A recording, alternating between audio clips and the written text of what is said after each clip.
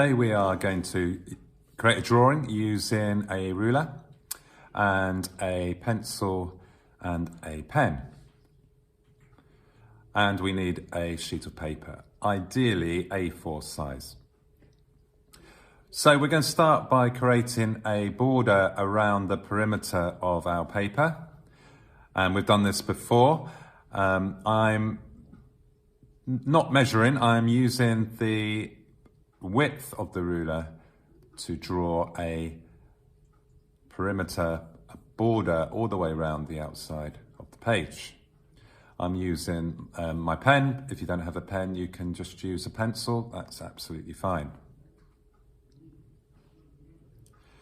Notice how I'm keeping the ruler horizontal if possible and rotating the page 90 degrees clockwise or anti-clockwise. That way it makes the lines easier to draw.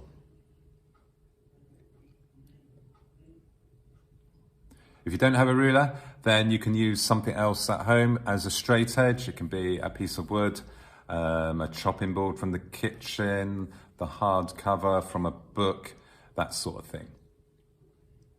Now, what you're going to do is place a dot on each side of the rectangle you have drawn. One dot on each side, so that's 4 dots, and then draw 4 dots randomly in the center or in the middle of the rectangle, within the rectangle rather.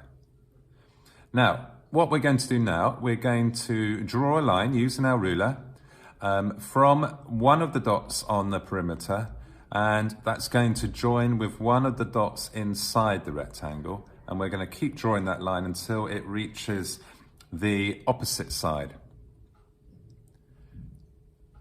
So I'm joining up my second dot with the second dot inside the rectangle, and I'm keeping drawing that line until I reach the other side.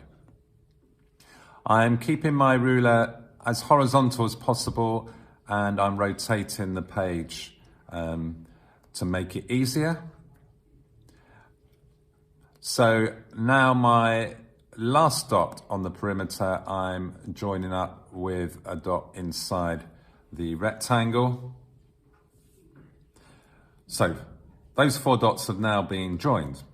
I'm now going to draw 4 dots again on the outside of the rectangle, 1 dot for each side, and I'm now going to draw 4 dots to go inside the rectangle, and I'm going to repeat the process by joining up those dots. So 1 dot on the perimeter to be joined with 1 dot inside the rectangle. I'm holding the ruler firm, using my fingers to keep it in position so it doesn't slip. And I'm drawing a neat line from left to right or right to left, whatever feels comfortable. And I'm going to repeat that again. So another 4 dots on the outside and another 4 dots inside.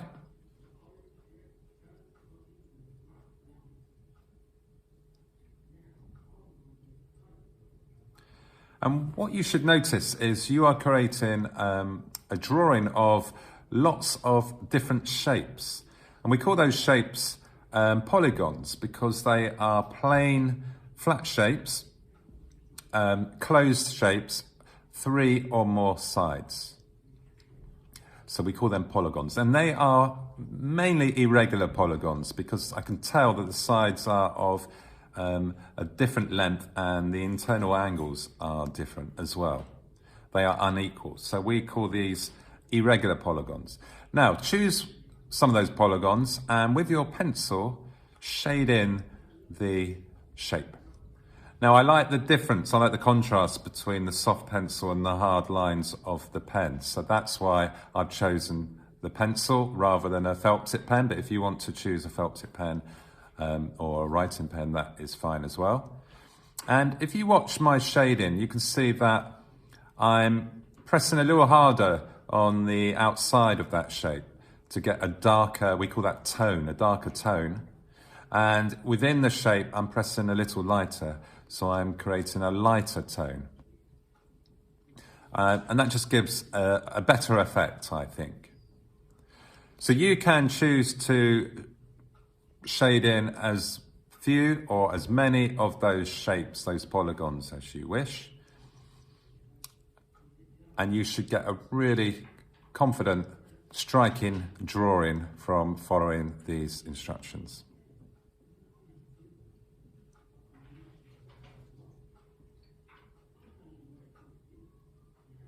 There we go.